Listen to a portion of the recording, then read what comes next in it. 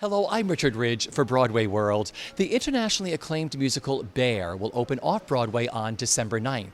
And I'm here at New World Stages to meet the cast, the creative team, and give you a sneak peek at this provocative new rock musical. Enjoy.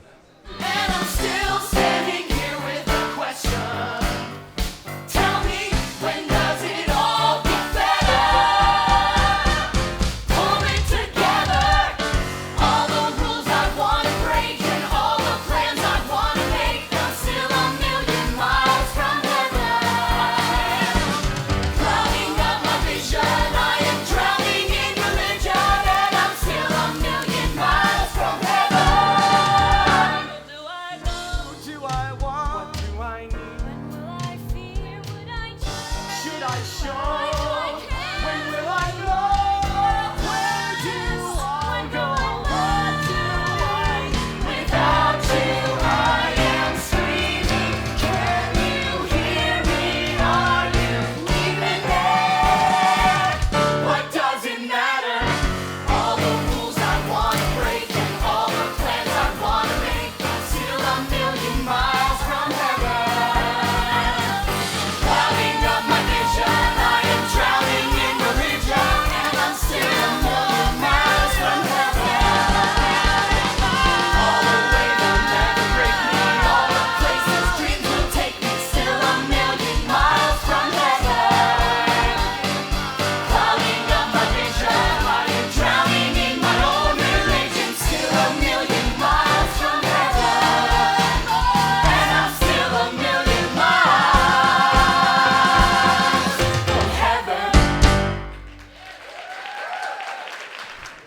You know, it's such a blessing to have the opportunity to share work that has the potential of touching an audience. And, you know, being originally from Canada, you know, born and bred in Toronto, moving down here in 1997, having the opportunity to experience Bear in 2004, just before Ultra Boys was going into rehearsal, I went to see this show. And so who knew that, you know, how many years later we would be here back at New World Stages, and so ironically on the stage where Ultra Boys made its debut.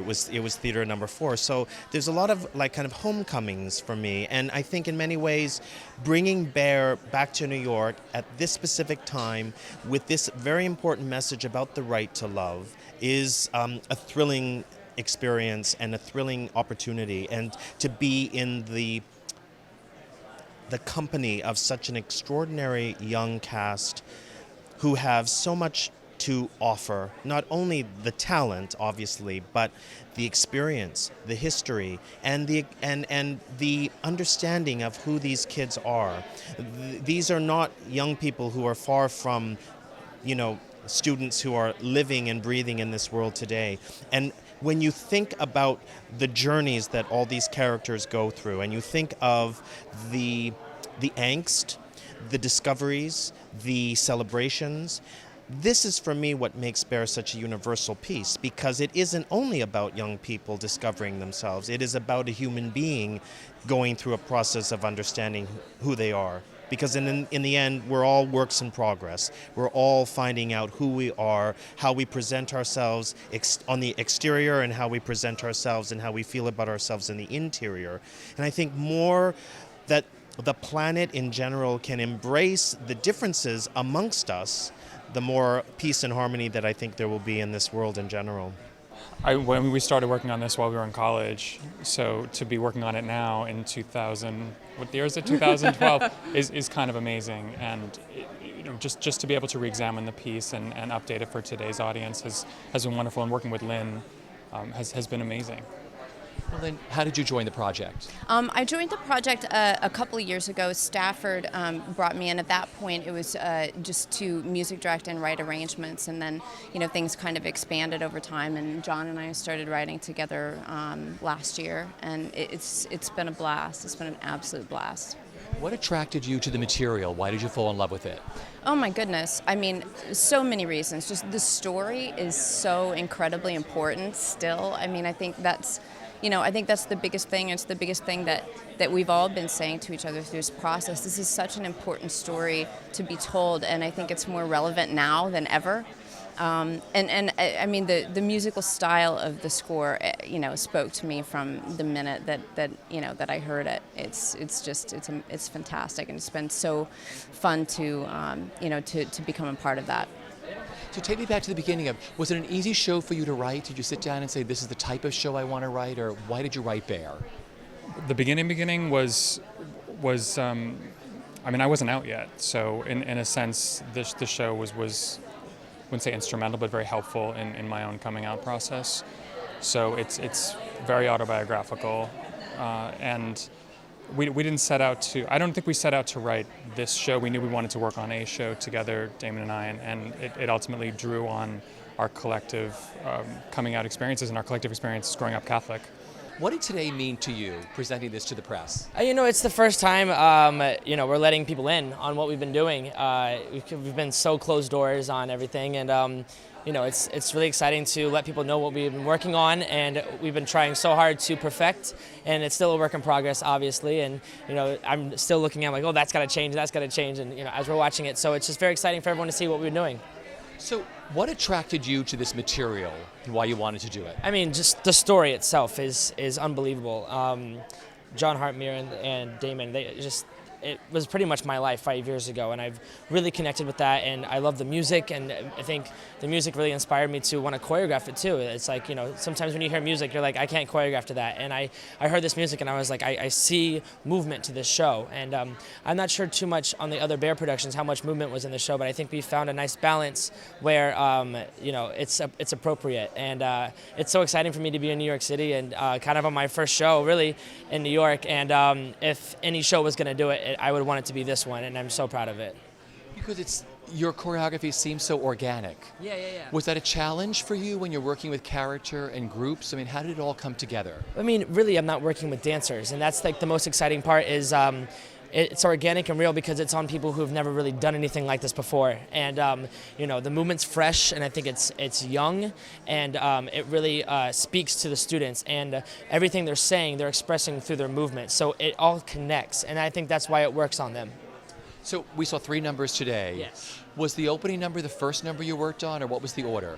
We went in order with everything. When I did pre-production, I was trying to do pre-production, but I couldn't do too much because I'm like, I'm going to make up all this stuff, and I need the actors to do. I need to see what it looks like on their bodies because I'm putting all this in my head, and I'm like, I don't even know if this is going to work. So we definitely worked in order on the show, and you can definitely tell once I got to second act, I was a little bit more comfortable, and I went back and changed a little bit of first act, you know what I mean? So the experience has just been really incredible with the creative team and how collaborative the Stafford is, and we never separated in different rooms. We always stayed together, and we always worked, and I really can't thank them enough for that.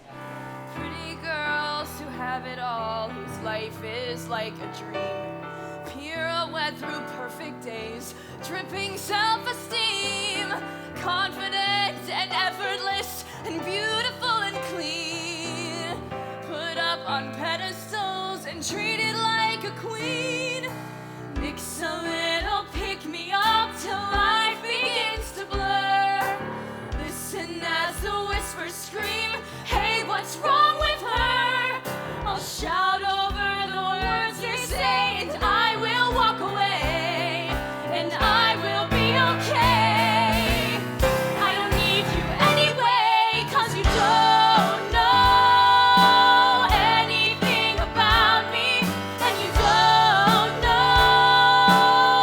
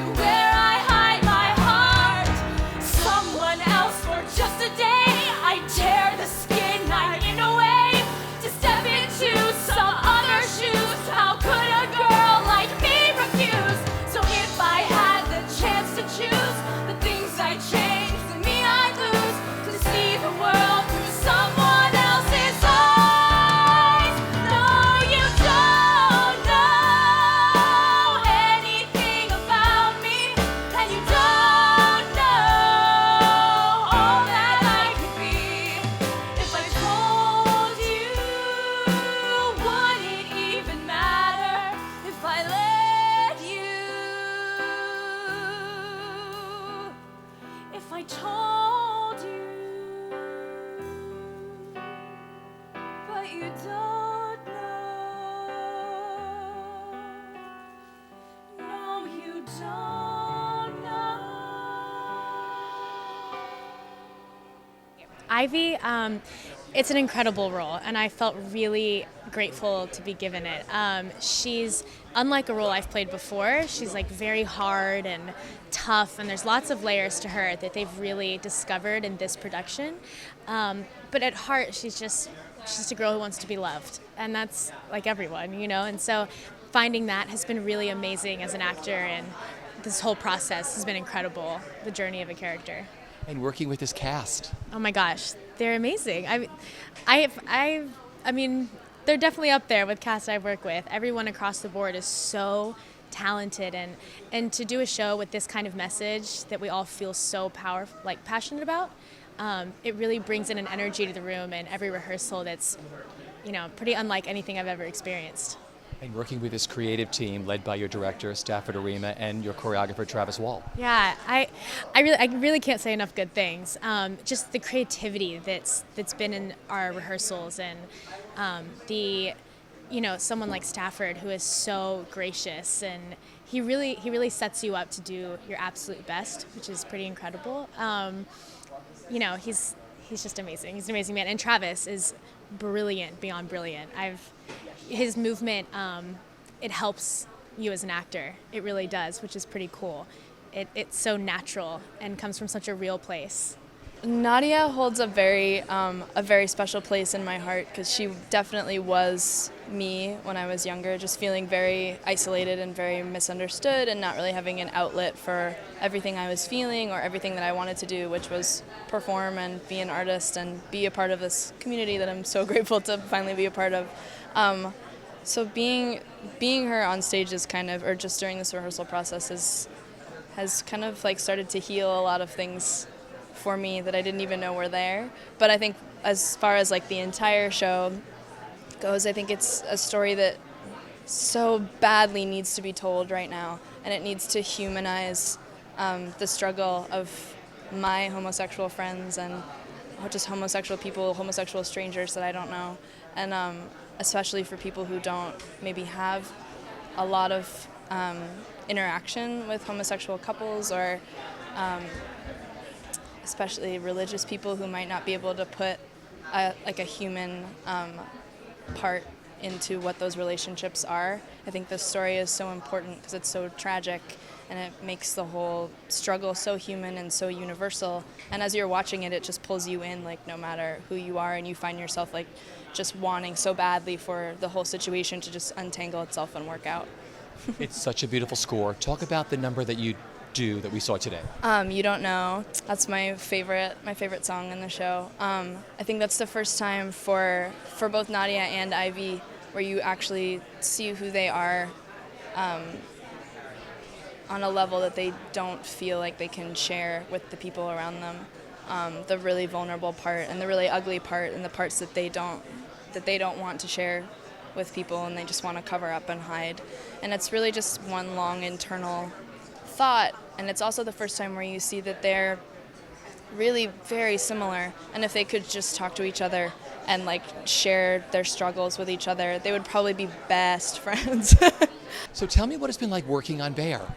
It has been incredible. I have always wanted to work with Stafford again. I worked with him when I was a little kid, and when I had the opportunity to get involved back in the reading stages, I jumped at the chance. I said yes immediately, and it's kind of been a whirlwind ever since then, but bringing it to life has been incredibly rewarding, and it's definitely one of those theater experiences I will always remember, and it has shaped me and changed me, and I feel like has challenged me, and I'm very excited to reveal it to the world. So what is Stafford like working with as a director? He is just such a kind, wonderful, smart, intuitive person. As a director, he speaks to you, he gives you only the information that you need to know as an actor, and then from there you can run with it, and he will lead you in the right direction. But he's just such a wonderful presence, and it is never a stressful thing working under his guidance. It's incredible. And what you love about the role that you're playing? I Matt, to me, is one of my favorite roles I've ever had. He is a very sensitive, artistic, nice guy who happens to have a lot of bad things happen to him all at once. And he kind of deals with it like any teenager would deal with it, sometimes perfectly and sometimes not so perfectly. And so finding the balance of making him a likable character along with having kind of a darker side has been a really cool challenge. I'm playing Father Mike. He's sort of the authority figure of this school of St. Cecilia's. And he is, as you can see in how the kids dress and how the kids interact with each other, he's okay with a little bit of expressionism on the youth, but he gets a little uncomfortable when things move toward, let's say, the sexual realm of all the students. And he's got this new nun working at the church at the school who is a little more progressive in her thinking, so to speak, and she's almost encouraging a little more expressionism from the students that makes Father Mike uncomfortable. But I think that he is a man of faith. He has really devoted himself to the Catholic Church and its principles, and is very, very stringent on those beliefs and very unmoving in them. And I think that I've been trying to find the humanity in this character. He's a human being. He's a man. He feels things. He sees things and reacts. And he's a really, really interesting character. The way John Hartmere has written him, the way Stafford has helped me find the heart of him. He's a really, really interesting guy. And I think that it's going to break a lot of preconceived notions of what people will expect from the character coming in. It's such a beautifully written show. What the show means to you personally, the material. The show itself, it's about young love, and young love comes in a lot of shapes and sizes. And I mean, there's enough insecurities for two straight kids in love, and just with the pressure of the Catholic Church and the way these kids are brought up. There's a lot of pressure put on these two kids who found a moment of happiness, and the pressure really eats at that relationship. I think that it's really important to see that and to see how some of the bullying that goes on in schools affects kids who are just trying to be happy. So I think that it's a really important show, and I think that the time in which this show is coming out, that when they did it 10 years ago, it was a different time. It was a different country. I think that the way that the country is now, the way that audience, I think, will perceive this show, I think it's a much more readily accepted subject matter. So I'm really excited to do it. I'm playing Sister Joan and for a brief stint, the Virgin Mary, and it's just such a phenomenally beautiful role. I'm really excited, first of all, to be in a musical, to be singing, and so that's really exciting for me. But she's a bit like, she's definitely a nun and a teacher, and she's sort of the den mother of these kids to a degree. And she's their theater teacher, but she's also, a bit like of their spiritual guide. And when these issues come up, she has to make some pretty difficult decisions, and she really usually chooses to help them, and sometimes she gets in trouble with the church because she ignores certain pieces of the doctrine, and so that gets her into a lot of trouble. She's been transferred a couple of times, but she just kind of can't help herself. Talk about what you love about the material. This is such an important piece. I just think that, first of all, adolescence is an incredibly difficult time for anyone. So it isn't just an LGBT, issue, but I do think, like, if you're a kid and you're having these feelings and all you've been told is that things are supposed to be this way, you watch commercials and TV and it's, a man and a woman and a man and a woman and a man and a woman, and you're a young person, and we're all, a lot of us have kind of realized as a lot of us as we get older, you start to realize that you get to make your own decisions, but I think for someone who's feeling different, it just must be so traumatizing. And so to kind of put this story out there, and I think it's extremely well done. The music is beautiful, and the book is very meaningful, and it's a love story. And I think that it demystifies a lot of for people who don't know what it's like to be a gay person or to deal with these kind of issues. It kind of demystifies it for them, and it's like anything, what I think theater does is it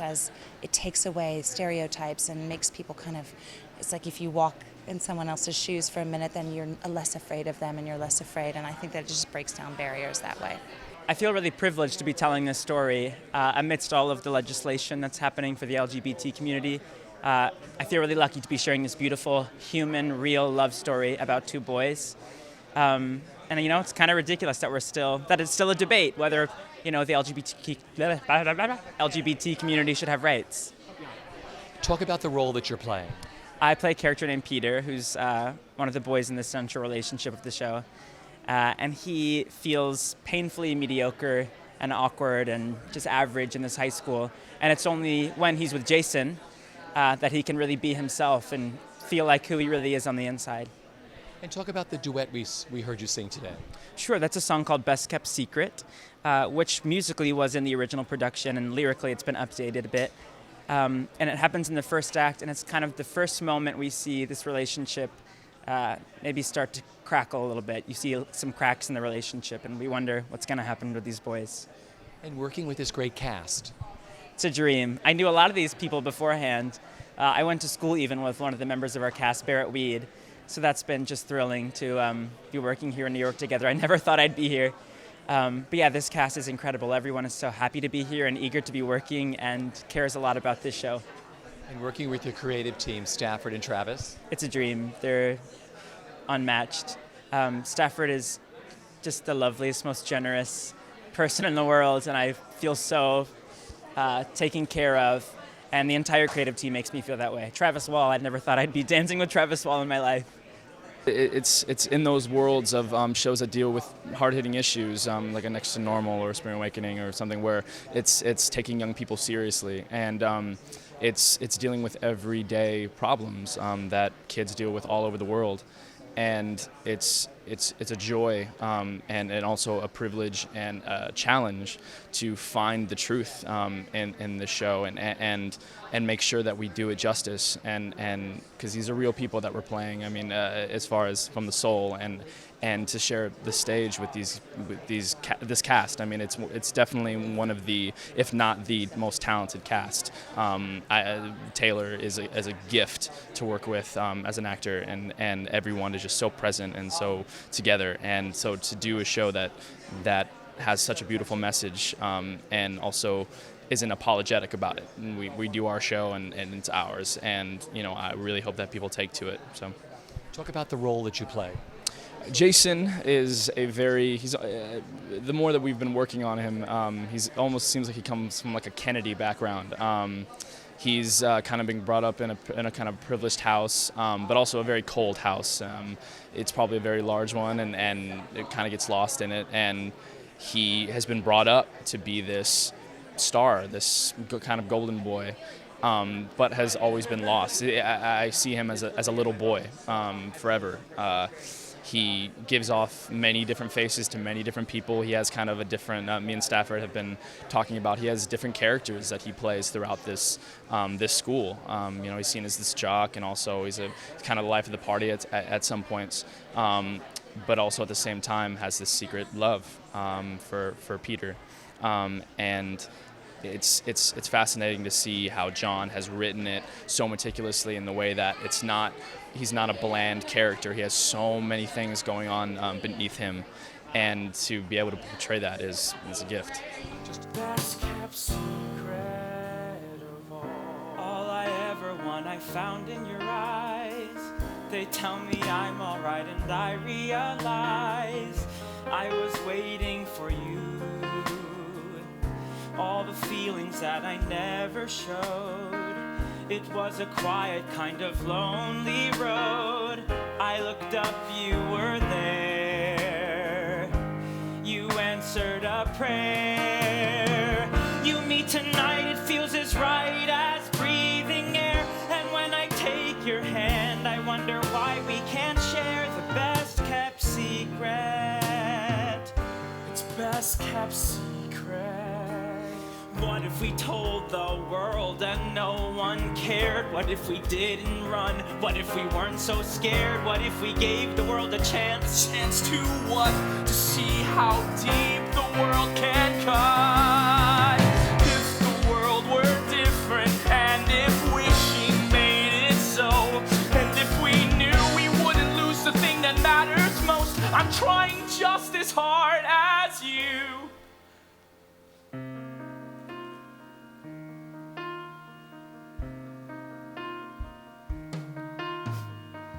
You know we can't go on forever this way. All this forever, can't you live for today? We'll make it through. All that I need is you. The best kept secret. It's best kept secret. Best kept secret.